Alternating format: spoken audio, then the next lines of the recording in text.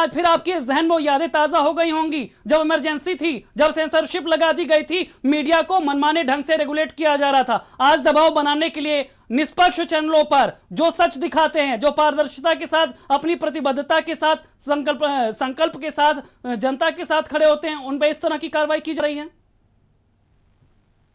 हाँ, ये सही है कि जिस स्थिति में सरकार आ गई है, हमें लगता है कि एक ऐसा वक्त आ गया है जब देश में संविधान मायने नहीं रख पा रहा है। इस देश में कानून का राज कहीं दूर फेंक दिया गया है और जो ब्यूरोक्रेट्स हैं या जो आईडी अधिकारी हैं, क्योंकि हमें जानकारी मिली है कि 3 स्तर पे ये सारी कार्रवाई अभी आपके खिलाफ भी हो रही है, जो भारत समाचार है, भास्कर में भी हो रही है, उसमें सीबीडीटी है, ईडी है और आईटी है।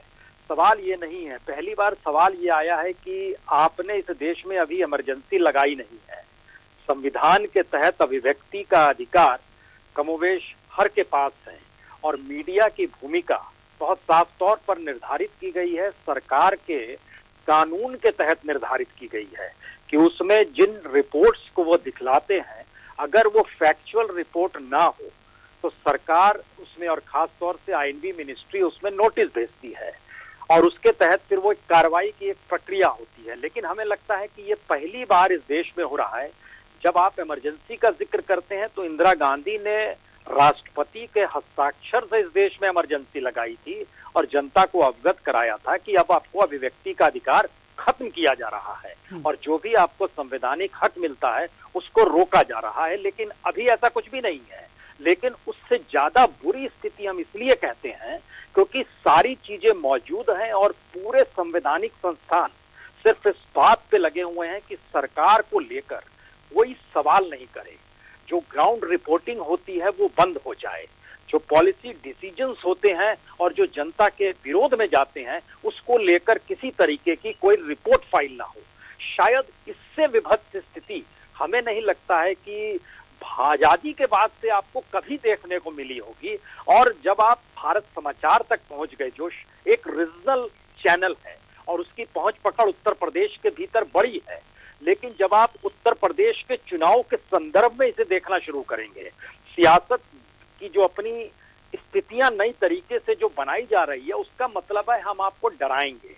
हम आपको धमकाएंगे, हम आपको रोकेंगे, हम आपको संवैधानिक संस्थानों के जरिए आपके सामने बैरिकेड्स खड़ा करेंगे, तब आप कैसे काम करेंगे। ये सारी परिस्थितियां बतलाती हैं कि इस देश के भीतर में कॉन्स्टिट्यूशन है या नहीं है। हमें लगता है कि ऐसे मौके पर इस देश की जुडिशरी को कम से कम सक्रिय होना चाहिए, जिसका हम बार बार मांग करते हैं कि सुप्रीम कोर्ट को सुओ मोटो लेना चाहिए कि आप अगर सारे इंस्टीट्यूशंस को खत्म कर देंगे और खास तौर से आएगी तो डेमोक्रेसी खत्म हो जाएगी।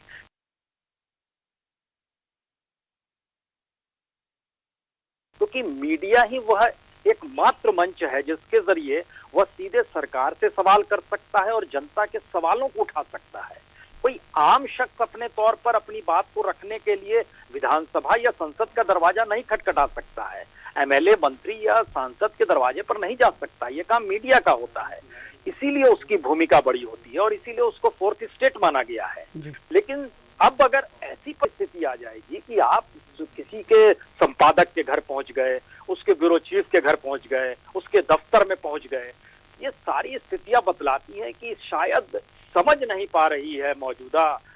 सत्ता जो है कि एक कॉन्स्टिट्यूशन भी होता है, उसने कॉन्स्टिट्यूशन को दरकिनार कर दिया है, इसलिए डेमोक्रेसी आपके हिस्से से गायब होती चली जा रही है। और हम बार बार कहते हैं कि जो लोग खामोश रहते हैं उन्हें समझना चाहिए कि कल उनका नंबर भी आएगा और ये कोई जरूरी नहीं है कि वो मीडिया से जुड़ा हुआ हो।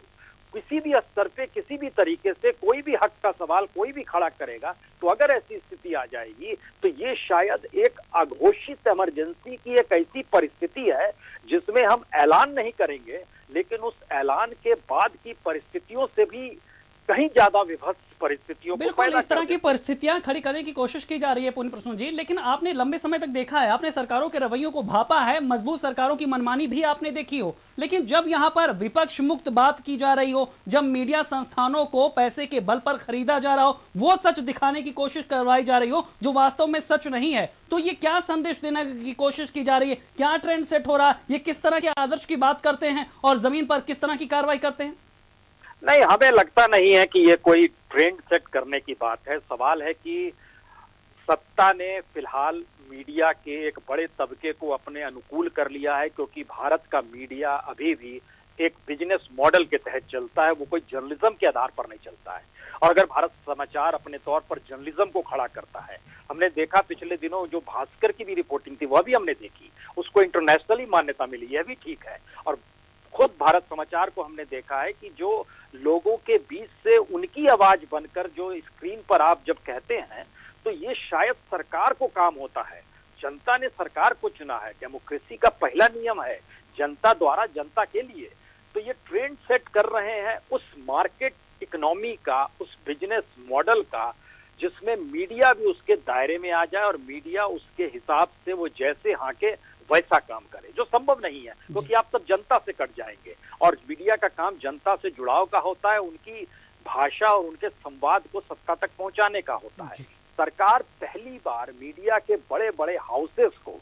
जिस तरीके से धमका रही है, जिस तरीके से रेंगने को मजबूर कर रही है, जिस तरीके से उनके बिजनेस मॉडल को अपने कॉर्पोरेट मित्रों के जरिए कहते हैं ऐड नहीं देंगे, ये सारी परिस्थितियां बतलाती है कि सत्ता ये चाहती है कि सारे संस्थान और डेमोक्रेसी के सारे पिलर सिर्फ सत्ता की रखवाली करें और सत्ता अपने तौर पर जनता की तरफ देखे भी नहीं।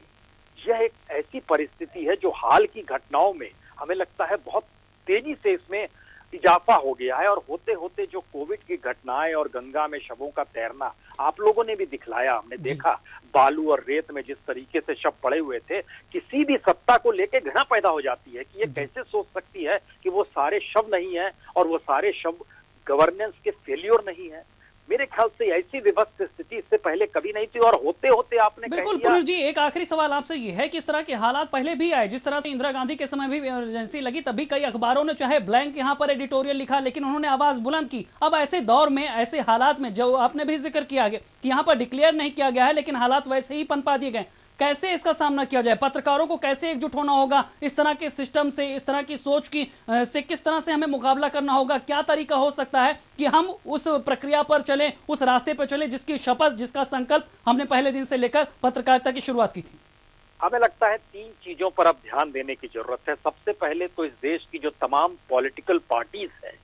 वह ये मानकर चले कि पार्लियामेंट अब लोकतंत्र का मंदिर नहीं रहा है। वो ये मानकर चले कि जो मौजूदा सत्ता है उसके विकल्प के तौर पर उन्हें जनता के बीच में जाना होगा, तभी पॉलिटिकल पार्टी खड़ी हो पाएगी जो कि आपको पार्लियामेंट और विधानसभा और इस देश के पॉलिटिकल वैक्यूम को भर पाएगी। दूसरी स्थिति जुडिशरी की आती है। जुडिशरी की भूमिका यहाँ बड़ी हो जाती है क्योंकि कॉन्स्टिट्यूशनल अधिकार उसके पास है। कॉन्स्टिट्यूशन के जरिए जो जनता के अधिकार होते हैं उन अधिकारों को लेकर उसको सुओ मोटो लेना पड़ेगा। और तीसरी स्थिति मीडिया की है, जहां पर मीडिया जो छिन्न भिन्न है वो आज अपना बिजनेस देख रहा है, प्रॉफिट देख रहा है, मुनाफा देख रहा है, सरकार के साथ खड़ा है। उन्हें समझना होगा जब देश खत्म होता है तो मीडिया कोई अकेला संस्थान बचा हुआ नहीं रह जाएगा, उसे आखिर में वही जर्नलिज्म करनी है और उसी तरीके से लोगों के साथ खड़े होना। और ऐसे मुश्किल हालात में हमें लगता है कि सारे पत्रकारों को और मीडिया हाउसेस को कम से कम एक साथ खड़ा होना चाहिए और ये आवाज बुलंद करनी चाहिए कि जो हो रहा है, जिस तरीके से हो रहा है और जिन माध्यमों को आप अपना हथकंडा बनाए हुए हैं उसके खिलाफ हम विरोध ही नहीं करते हैं, अब हम उसके खिलाफ लिखेंगे भी और लोगों से होगा तो घूम घूम के संवाद भी बनाएंगे। लेकिन तीनों जगह अगर वैक्यूम की स्थिति है तो भारत समाचार के पास आज छापा पड़ा और ऐसी स्थिति आ गई जहां पर हमें लगता है कि तमाम जर्नलिस्ट इस देश के जो हैं उन्हें अपने तौर पर कई माध्यम है अब तो दौर में, उन माध्यमों से विरोध तो सीधे करना शुरू करना होगा, खामोशी से काम नहीं चलेगा। बिल्कुल पुनित जी, तमाम जानकारी देने के लिए आपका शुक्रिया। तो लगातार हम आपको बता रहे हैं किस तरह से हमें खामोश करने की, हमारी मुहिम को प्रभावित करने की कोशिश सरकारी सिस्टम के